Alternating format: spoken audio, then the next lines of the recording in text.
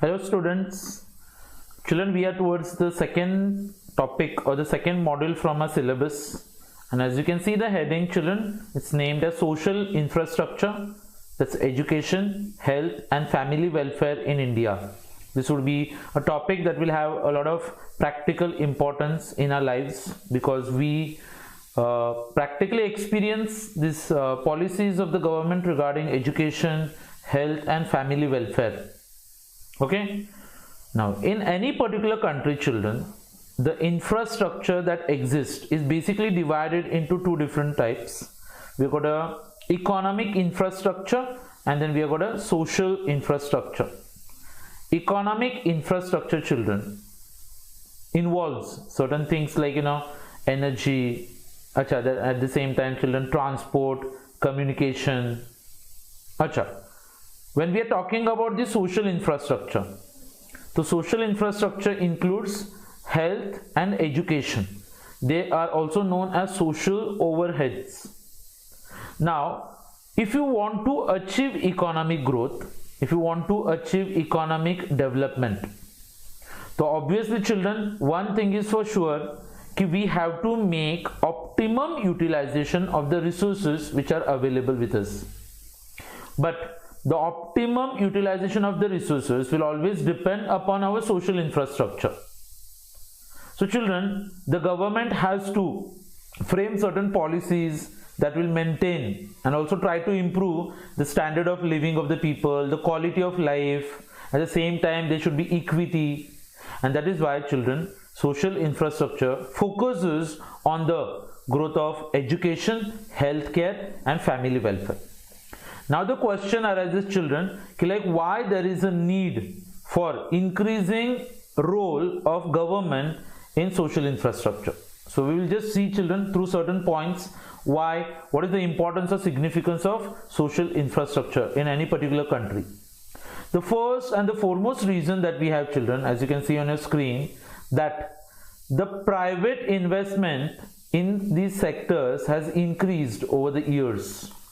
मतलब क्या हो गया बच्चों लोग कि हेल्थ में, एजुकेशन में आपने देखा रहेगा जितने गवर्नमेंट स्कूल्स नहीं हैं उससे ज़्यादा तुमको प्राइवेट स्कूल्स दिखाई दे रहे हैं, जितने गवर्नमेंट हॉस्पिटल्स नहीं हैं उससे ज़्यादा तुमको क्या दिखाई दे रहा है, प्राइवेट हॉस्पिटल्स दिखाई दे रहे हैं. सो whenever we want to study in any government school, or generally people don't like to study in government schools, or you don't like to get treated in a government hospital, though they are providing it free of cost. But taking education in a institution that is run by private individuals, so education becomes very expensive. किसी भी मुंबई में किसी भी schools में जाके अगर आप देखोगे तो मिनिमम बच्चे लोग महीने का फीस 1000 रुपीज होता है, minimum. I am telling you. तो सब लोग अगर एक आध फैमिली में 2 बच्चे हैं तो महीने का बच्चे लोग 2000 तो फीस हो गया, और उतना फीस लेके वो लोग खुश नहीं होते. There are lots of expenses that we have, children. अगर आप किसी प्राइवेट हॉस्पिटल में ट्रीटमेंट लेने के लिए जाओगे तो आपको पता चलेगा कि वहां पे ऑलमोस्ट लाइक बिल का नाम सुनते हुए दूसरा हार्ट अटैक आ जाएगा. मतलब अभी कोविड-19 के टाइम पे आपने देखा रहेगा बहुत सारे लोग अभी स्कैम चला रहे हैं ना, फ्रॉड हो रहे हैं क्या, कि लोगों को पॉजिटिव रिपोर्ट देने का कोविड का और फिर उनको किसी हॉस्पिटल में जमा करने का 2-3 लाख रुपए का बिल कराते हैं वो लोग. कुछ केसेस तो ऐसे भी जहाँ पे 6-7 लाख रुपए का बिल किया जाता है. ट्रीटमेंट क्या होता है, वही बच्चे लोग सर्दी खांसी और बुखार का गोली देते रहने का. अच्छा, बच गया तो भी पैसा, नहीं बचा तो भी पैसा ही है हॉस्पिटल्स को. It's ultimately the poor people who are facing the problems here. So private लोगों ने एजुकेशन और हेल्थ में ज्यादा रोल प्ले करना चालू किया है, तो बहुत सारे लोगों को ये चीजें अफोर्ड नहीं हो रही है, तो फिर गवर्नमेंट को ये सब चीजें प्रोवाइड करनी पड़ती है. ये पहला रीजन हो गया. The second reason that we can highlight here, children, is कि over the year, children, government ने क्या किया, जो भी सब्सिडीज देती थी गवर्नमेंट, तो government has started reducing the subsidies, क्योंकि गवर्नमेंट को भी परवड़ नहीं रहा है. अभी कोविड-19 के टाइम पे आपने एक बात नोटिस की रहेगी, चिल्ड्रन, कि government is not getting much of revenue, क्योंकि the entire economic activities they have come to a standstill. और जब इकोनॉमिक एक्टिविटीज नहीं है तो गवर्नमेंट को टैक्सेस नहीं मिलेगा, there is no revenue generated. तो ऐसे टाइम पे सवाल आता है कि गवर्नमेंट सब्सिडीज देगी कहां से, कितने दिन तक देगी. तो government over the years, children, what they have done is they are going on reducing the subsidies. कभी कभी आपको देखा रहेगा कि गवर्नमेंट इतना हेल्पलेस हो जाता है कि लोगों को अपील करना पड़ता है कि लाइक गिव अप सब्सिडी, और सब्सिडीज की बात आती है तो like for example we are quite aware of the LPG cylinders that come to a house, तो सब्सिडाइज होता है, तो भी कुछ लोगों को सब्सिडीज नहीं दिए जाते, ठीक है। अभी subsidies have decrease in a relative term, relative मतलब as a percentage of GDP, लेकिन उसके ऊपर एक्चुअल खर्चा जो हो रहा है तो बढ़ते जा रहा है क्योंकि पॉपुलेशन भी इंक्रीज होते जा रहा है। अच्छा, तो एट दिस टाइम चिल्ड्रन सवाल ये आता है कि लाइक लोग फिर हेल्थ और एजुकेशन खुद ही अफोर्ड कर सकते हैं क्या? नहीं, तो again the government has to come into focus. अच्छा, another reason would be like children कि गवर्नमेंट ने अपना रोल रिड्यूस किया है, उसकी वजह से जो इनफॉर्मल सेक्टर आता है बच्चों लोग, क्या बोला है? The informal sector, there are two types of sectors, I hope you know. Formal employment होता है बच्चों लोग और इनफॉर्मल एम्प्लॉयमेट होता है। Formal is like, you know, wherever in which more than 10 people are employed with all the employment benefits, okay, if for example permanent jobs and all those things. With the reduced role of the government, job security in the formal sector has come down significantly. आज के date पे तुम permanent job ऐसा कुछ बात ज्यादा सुन नहीं सकते हो, क्योंकि वो कंपनी आपको बच्चों लोग कभी भी जॉब पे से निकाल सकता है। There are many people who lose out their jobs. अच्छा, फॉर परमानेंट जॉब एक ही जगह पे सुनाई देगा आपको बच्चों लोग, and that is nothing but the government. हाँ, तो आई थिंक वापस से यहाँ पे गवर्नमेंट का रोल इंपॉर्टेंट बन जाता है, क्योंकि फॉर्मल सेक्टर में जो जॉब्स मिलते थे बच्चों लोग वो ऑलमोस्ट लाइक कम हो गए, क्योंकि प्राइवेट कंपनीज कैसे 1 साल के लिए 2 साल के लिए फिर बॉन्ड साइन करने का, उसके बाद में तुम अलग कंपनी अलग, so they don't want to take care of you throughout your life might be, ठीक है। so many people are not very much interested in the jobs nowadays children। अच्छा, फिर फॉर्मल जॉब्स कम होते गए तो कौन से जॉब्स बढ़ते गए? Informal jobs have increased. हाँ, लेकिन फिर आपको पता है there is no job security, कब आपको निकाल के फेंकेंगे वो आपको भी पता नहीं रहेगा।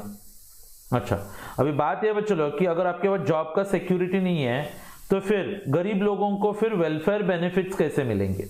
मतलब जैसे कि चिल्ड्रन कि अगर मैं अभी कोचिंग क्लासेस में पढ़ाता हूँ तो obviously I don't get anything like pension, हाँ, प्रोविडेंट फंड, ये सब चीजें होती है नहीं, तो ऑब्वियसली चिल्ड्रन के लिए अभी हम लोग कमाते तो हम लोग को अपना रिटायरमेंट खुद ही प्लान करना पड़ता है, लेकिन सब लोगों के लिए पॉसिबल नहीं होगा। और इनफॉर्मल सेक्टर में जितने भी लोग काम कर रहे हैं तो उनको कोई भी वेलफेयर बेनिफिट्स नहीं मिलते गवर्नमेंट की तरफ से। अच्छा, over the year children there is a increase in privatization of the social sector.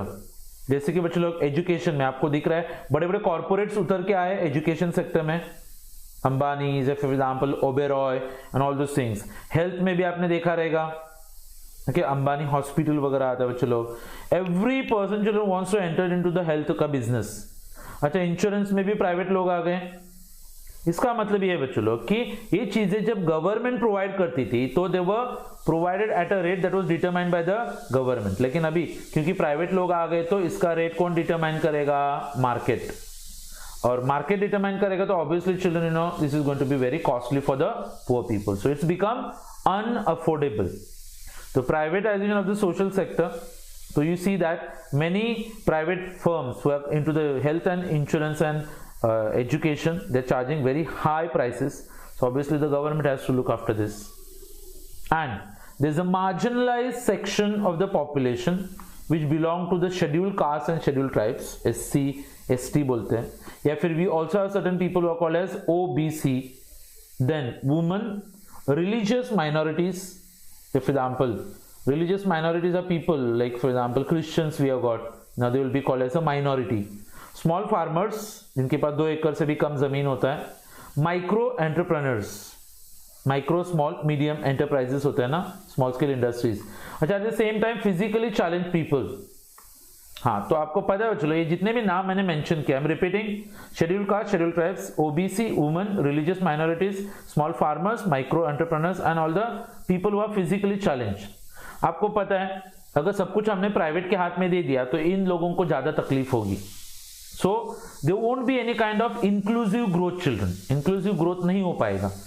और जब ग्रोथ होता है तो सोसाइटी में 100 लोग हैं, उसमें से 10 लोगों को ही ग्रोथ का फायदा हो रहा है, ये लोग अगर ये सबसे डिप्राइव्ड रहते हैं तो फिर उस ग्रोथ का कुछ मीनिंग नहीं होता है। And that is why children I feel that social infrastructure has to be provided by the government on a large scale. Clear? Yes. So see, गरीब लोगों की जो भी प्रॉब्लम्स हम लोग फेस कर रहे थे, whatever the problems we are facing, जैसे कि एक तो जॉब का इनसिक्योरिटी होता है. अच्छा, देन चिल्ड्रन ना गवर्नमेंट जो सर्विसेज को सपोर्ट करती है उसका क्वालिटी तो आपको भी पता है कि like it's outdated qualities that are provided. अच्छा, तो मार्केट सिस्टम जो होता है ना बच्चों, मार्केट जहां पे everything is determined by demand and supply, तो वो इंक्लूसिव नहीं होता. कुछ लोगों को बेनिफिट्स मिलते, कुछ लोगों को बेनिफिट्स नहीं मिलते. फिर in the year 2005 government came up with one act that is called as MNREGA, that is Mahatma Gandhi National Rural Employment Guarantee Act, और नरेगा करके भी बोला था उसको. अच्छा, इसमें लोगों को एम्प्लॉयमेंट दिया जाता है बच्चों, 100 डेज का wageful employment to one able bodied person from any household who is ready to do any unskilled job. अच्छा, फिर आपको ये भी पता रहेगा 2009 education has been made a fundamental right to education, Sarva Shiksha Abhiyan. अच्छा, तो एजुकेशन प्रोग्राम से, हेल्थ प्रोग्राम से चिल्ड्रन, और ये सबका अल्टीमेट एम तो आपको पता है children, it's nothing but human development. और इकोनॉमिक रिफॉर्म्स जो हम लोग ला रहे थे तो उसकी वजह से ह्यूमन डेवलपमेंट को और ज्यादा प्रॉब्लम्स हो रहा था. क्लियर? यस. तो सोशल स्ट्रक्चर में या फिर सोशल इंफ्रास्ट्रक्चर में children generally what we come across, generally we got a primary sector आता है इसमें एक, then we got a secondary and a highest, that is the education system. अच्छा, प्राइमरी हेल्थ केयर्स होते हैं बच्चों लोग, गवर्नमेंट चलाती है, ऐसे कुछ हॉस्पिटल्स होते हैं. अच्छा, फैमिली वेलफेयर सर्विसेज रहेंगे. तो human and you know children, more than economic infrastructure what is more important is like human capital, क्योंकि हम लोग पॉपुलेशन को ह्यूमन रिसोर्सेज करके रिफर करते हैं, और ह्यूमन रिसोर्सेज जो होते हैं उसके बिना बाकी सब रिसोर्सेज तो यूजलेस है ना. बच्चों मेरे पास लैपटॉप है, यहाँ पे मोबाइल है, ऐसे बोले मेरे पास, मतलब I have got this art of teaching and all, लेकिन सपोज फॉर एग्जांपल कि अगर मैं सिखा ही नहीं रहा हूं तो सवाल आता है कि लैपटॉप का यूज क्या होगा कर, right? So you and me are more important children than all this economic assets that we have. Okay, so this is called intellectual capital. अगर आपको अच्छे सर्विसेज प्रोवाइड करने होते हैं तो ऑब्वियसली आपको इंटेलेक्चुअल कैपिटल की जरूरत पड़ेगी. जैसे कि if I am teaching to children, क्योंकि मेरे पास एक कैपिटल जिसको हम लोग क्या बोलते हैं, नॉलेज.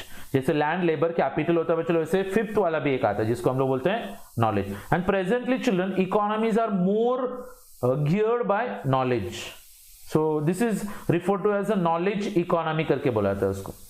ठीक है, और यूनाइटेड नेशंस ने भी हाईलाइट किया था चिल्ड्रन कि सिर्फ economic growth should not be the aim of any government policy. मतलब सिर्फ इकोनॉमिकली डेवलप करना ये किसी भी गवर्नमेंट का एम नहीं रहेगा, because we have to focus on certain other goals like providing facilities to children, okay, the food security, nutrition. At the same time children है जो मेल्स और फीमेल्स का जो डिस्क्रिमिनेशन होता है ना, जेंडर इनइक्वालिटी, उसको भी आपको सॉल्व करना है. And so a nation will try to create an infrastructure जो ये सब टारगेट्स को अचीव कर सकता है. Clear everyone? Okay, so indirectly children मैंने आपको एक ओवरव्यू दे दिया कि ये सब सोशल इंफ्रास्ट्रक्चर कितना यूजफुल होता है. तो उसको अगर हम लोग कुछ पॉइंट्स में डाल दें यहाँ पे तो वी गॉट ना आंसर. एग्जाम में भी आ सकता है आपको, explain the importance of social infrastructure. Social infrastructure is common, health as well as education. तो सबसे पहला पॉइंट जो यहाँ पे दिया हुआ आपको दिखेगा, it's related to human development. अच्छा, what is exact human development children? अच्छा, हाउ इज इट अचीव्ड? तो कुछ इंडिकेटर्स होते हैं जो आपको बताएंगे कि आपका कितना ह्यूमन डेवलपमेंट हुआ है. एक होता है बच्चों लोग आपका life expectancy. What is life expectancy children? Is the average number of years a person is expected to live at the time of his birth. जब एक इंसान का जन्म होता है तो हम लोग ऑन एन एवरेज कितना एक्सपेक्ट करते हैं कि वो कितने साल तक जिंदा रहेगा, उसको बोलने का लाइफ एक्सपेक्टेंसी. अच्छा, हायर द बेटर. एक टाइम था चलो जब इंडिया में average life expectancy hardly 23 years होता था. आज के डेट पे अगर हम लोग 67, 68 इयर्स तक पहुंच गए. अच्छा, मेल्स का लाइफ एक्सपेक्टेंसी अलग होता है, फीमेल्स का अलग होता है. कौन ज्यादा साल के लिए जीता है पता है आपको? कौन ज्यादा जीता है गाइस? इट्स बॉयज और गर्ल्स? क्या लग रहा है आपको? Boys? No, it's girls. Girls का लाइफ एक्सपेक्टेंसी ज़्यादा होता है, मेल्स का लाइफ एक्सपेक्टेंसी हल्का सा कम रहेगा। एजुकेशन चिल्ड्रन, ये दूसरा इंडिकेटर है जो बताएगा कि आपकी लाइफ का डेवलपमेंट कितना हुआ है। अच्छा, जितना ज़्यादा लोग एजुकेटेड रहते हैं, जैसे कि लास्ट टाइम 2011 में इंडिया का जो सेंसस कैरी आउट किया हुआ था चिल्ड्रन, उसके हिसाब से इंडिया में एजुकेशन का रेट कितना था, लिटरेसी रेट 74%, उससे प्रीवियस वाले में 65% था, तो ऑलमोस्ट लाइक 9%। अभी हम लोग 2021 में काउंट करेंगे तो आपको पता चलेगा कि अभी अपना लिटरेसी रेट क्या है। अच्छा, and very importantly children, we have got the per capita income, मतलब प्रति व्यक्ति आय बोलते हैं उसको। टोटल इनकम लेते हैं हम लोग अपने देश का, and it's divided by the total number of people in the country. अच्छा, और ये तीनों का जो हम लोग इंडेक्स निकालते हैं और उसका एवरेज लिया जाता है, और फिर हम लोग एक ह्यूमन डेवलपमेंट इंडेक्स कंस्ट्रक्ट करते हैं चिल्ड्रन। और 2016 में जब इसको कंस्ट्रक्ट किया गया था तो इंडिया का रैंक क्या था चिल्ड्रन, 131। कितने देशों के बीच में, 188। इससे क्या पता चलता है आपको कि इंडिया में ह्यूमन डेवलपमेंट मीडियम लेवल पे दिखता है। 0.5 के नीचे अगर इंडेक्स आया तो उसको हम लोग लो ह्यूमन डेवलपमेंट बोलते हैं। 0.5 से 0.8 के बीच में रहेगा ना तो उसको मीडियम बोलते हैं, और 0.8 से ज्यादा रहेगा तो इट्स हाई ह्यूमन डेवलपमेंट। जैसे कंट्रीज लाइक नॉर्वे जो ऑलमोस्ट लाइक 0.9% तक पहुंच जाते हैं। तो इंडिया का जो इंडेक्स है, पहले तो हम लोग लो ह्यूमन डेवलपमेंट में थे, अभी रिसेंटली हमने किस में एंटर किया, medium. So India has been placed into medium human development level. अच्छा, अगर हमारा जो HDI का रैंकिंग है उसको अगर डेवलप करना है तो आपको पता है we have to invest into social infrastructure, मतलब लोगों को ज्यादा एजुकेशन दो, लोगों को अच्छा हेल्थ देना, and eight the same time children लोगों को सोसाइटी में जो इकोनॉमिक अपॉर्चुनिटीज मिलते हैं उसको आप एक्सपांड करोगे। बट चलो, आपका लाइफ इंप्रूवमेंट कब दिखाता है, जब आपकी लाइफ में ऑप्शंस मिलेंगे, आपकी लाइफ में चॉइस मिलता है। अगर कोई बंदा अपने बच्चों को एडमिशन लेना चाहता है और उसके सामने एक ही ऑप्शन है, क्या, BMC international high school, okay, महानगर पालिका शाह, तो फिर उसके ऑप्शन नहीं। अच्छा, एक बंदा है उसके बहुत पैसा, वो शॉर्टलिस्ट करता है क्या ये मुंबई के 10 बेस्ट स्कूल है, उसमें से मैं किस में पढ़ाऊंगा अपने बच्चे को। हाँ, तो children that indicates he has got economic choice, he has got economic opportunities we can say, ठीक है। तो ये होता है human development. Second point children, it's highlighting on what is called economic growth. अगर अपने देश में बच्चों लोग अच्छा एजुकेशन मिलेगा, अगर अपने देश में लोगों का हेल्थ अच्छा रहेगा तो ऑटोमेटिकली इकोनॉमिक ग्रोथ होगा। कभी कभी आपको लगता है कि सर इंडिया का इकोनॉमिक ग्रोथ करना है, मतलब एग्जैक्टली क्या करना है, हम लोग को कुछ पार्ट टाइम जॉब वगैरह करना पड़ेगा। नो चिल्ड्रन, स्कूल का रिजल्ट कैसे अच्छा आता है, जब हर एक बच्चा अच्छे से पढ़ेगा तभी स्कूल का रिजल्ट अच्छा आएगा। तो देश का डेवलपमेंट कब होता है, जब हर एक बंदा अपना खुद का डेवलपमेंट करेगा, तो ऑटोमेटिकली चिल्ड्रन देश का भी डेवलपमेंट होगा। हाँ, but for that children we are going for proper utilization of resources and we can contribute to economic growth, but that can only happen if we got a productive workforce. अच्छा सा efficient productive workforce is required children. अच्छा, अगर हमारे देश में चलो education या फिर एग्जाम्पल के लाइक स्किल डेवलपमेंट बोलते हैं उसको, ओके, कौशल्य विकास करके बोला था ना, ये अवेलेबल होगा या तो फ्री या तो फिर लो कॉस्ट में, सस्ता या फिर फ्री में।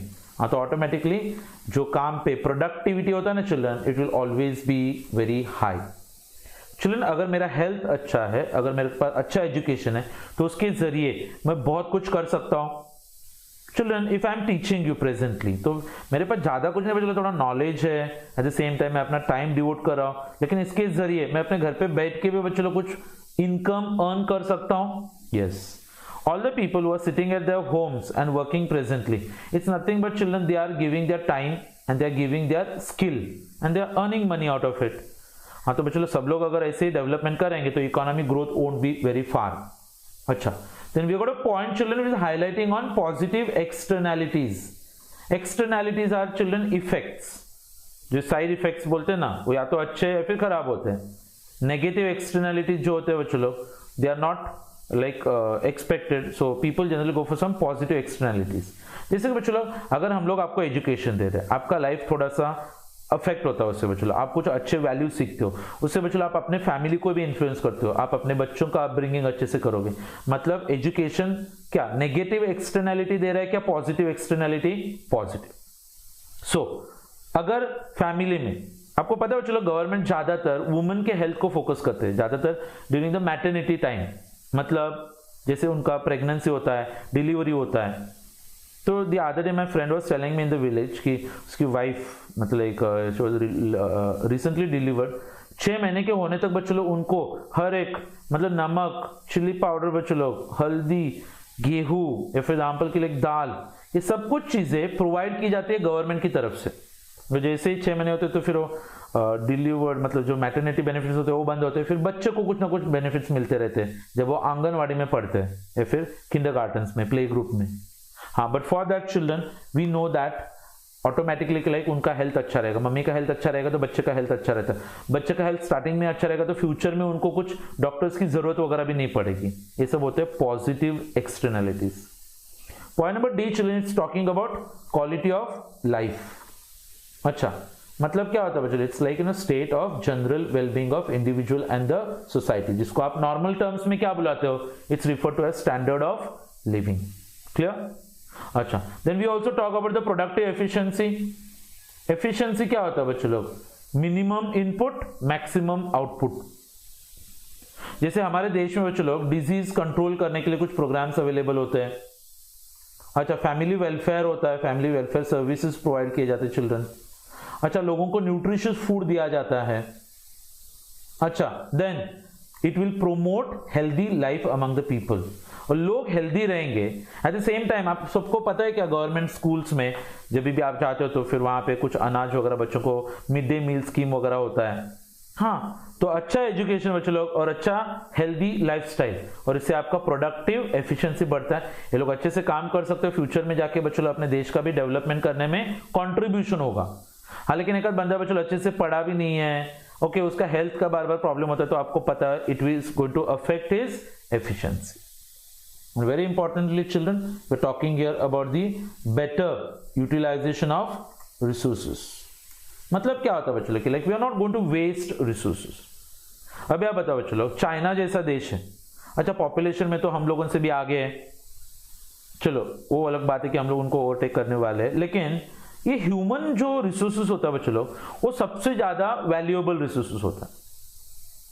अच्छा, सपोज चिल्ड्रन कि लाइक हम लोग कभी ऐसे बोलते हैं कि लाइक हाँ हमारे पास 10 लाख का प्लांट एंड मशीनरी है, या फिर हमारे पास 2 करोड़ का बिल्डिंग है करके। अच्छा, फर्नीचर्स एंड फिर ये हम लोग बोलते हैं, अकाउंट्स में लिखते भी है, लेकिन कभी किसी कंपनी ने ऐसे लिखा था कि हाँ हमारे पास 10 लाख का एक मैनेजर है, या फिर एग्जाम्पल के लिए अपने सर ने कभी बोला था कि हाँ हमारे पास मतलब 1 करोड़ के मैनेजर है करके।